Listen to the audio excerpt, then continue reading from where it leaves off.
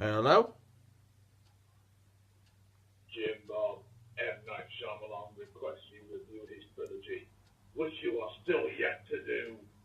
Get to it. Mr. Evil Voice? Yes, it is me again. Get to it, you lazy bum. Lazy bum? Let's do this.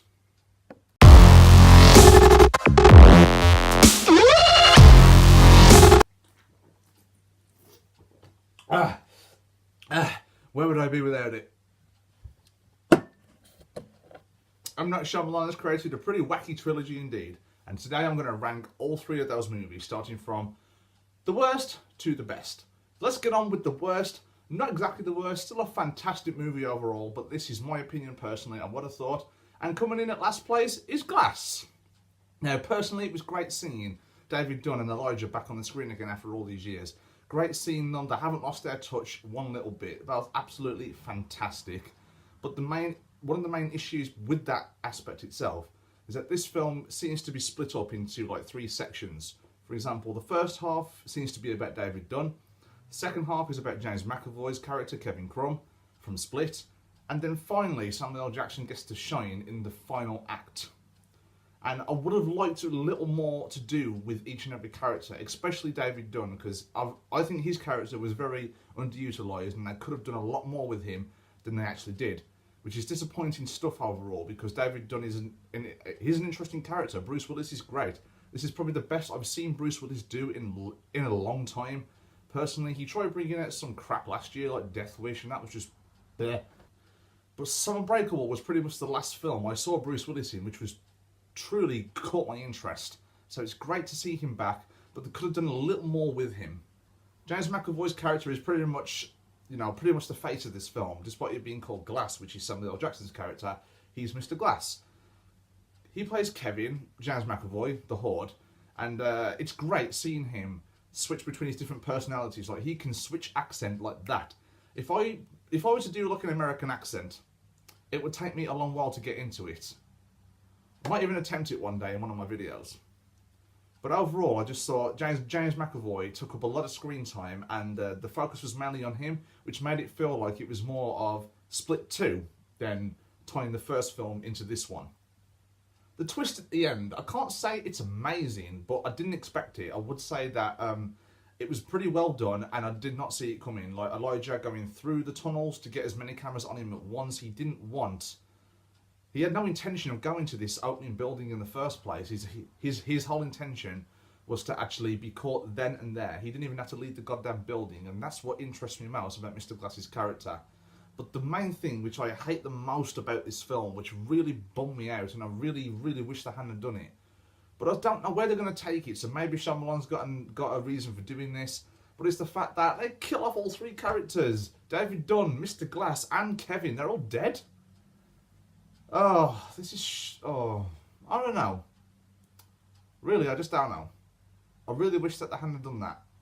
But overall, Glass, as a film by itself, I enjoyed it. So I'm going to give Glass a B. Second place is Split.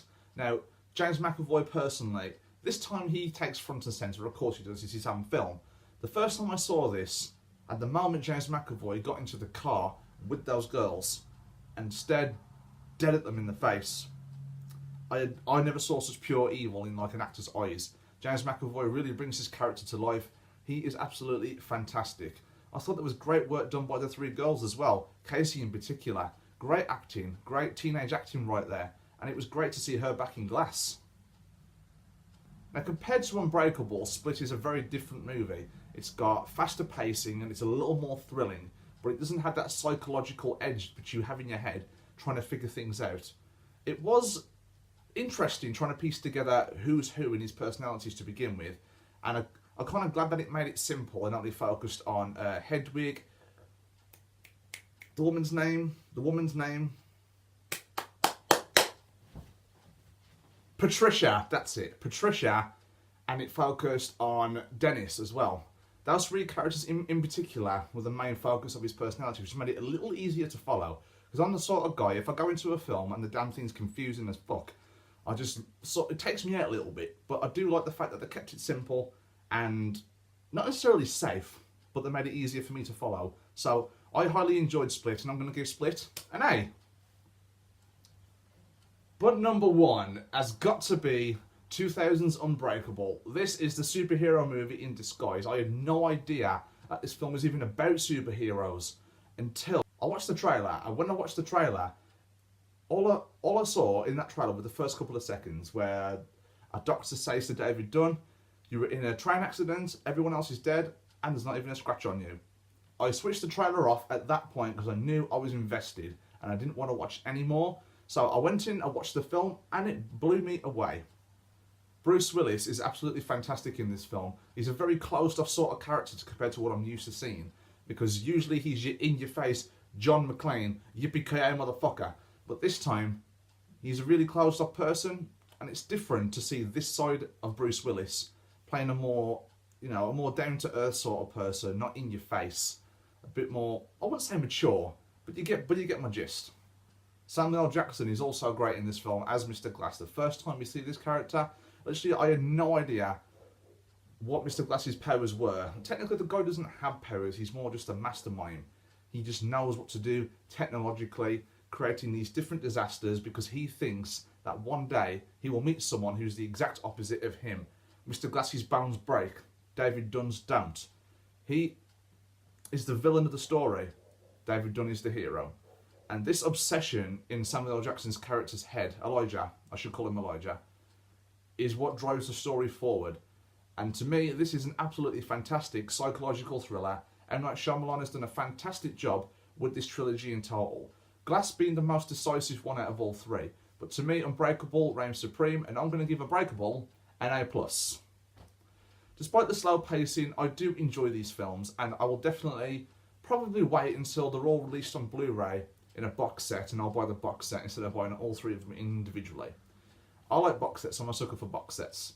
So before I go, guys, I want to give some shout outs to some YouTubers who have supported my channel, my crappy little channel, with no more than 30 subscribers.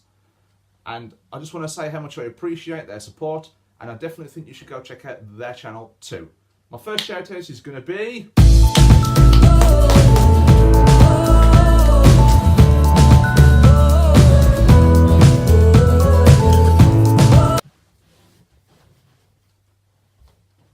Leti Tube, vlogging with her family.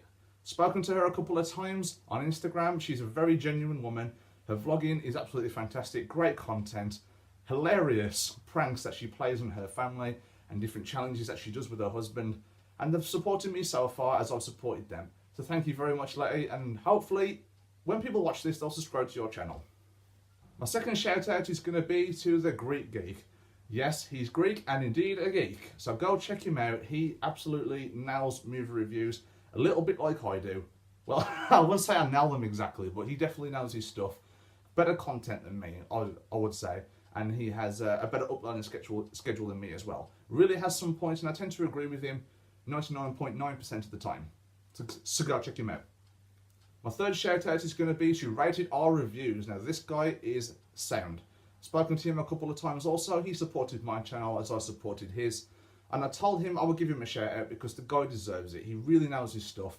Great movie reviews, and I hope his channel can be bigger in the future because he deserves to be up there along with Stuckman, Johns, the Flip Pick, and everyone else like that. So, take care, my friend. And my final shout out is going to be to the Culture Vulture. Now, she's the first small YouTuber I started to watch, and then I realised that these smaller YouTubers are really underrated, and they deserve so much more than they actually get. So go check her out as well. The quality of, the quality of her camera, really knows her stuff as well. So go check her out. So there, guys, those are my shout outs, and I hope that everyone has a fantastic day. If you're new to my channel, please consider clicking that subscribe button. I upload at least once a week. Remember, you are awesome. Take care.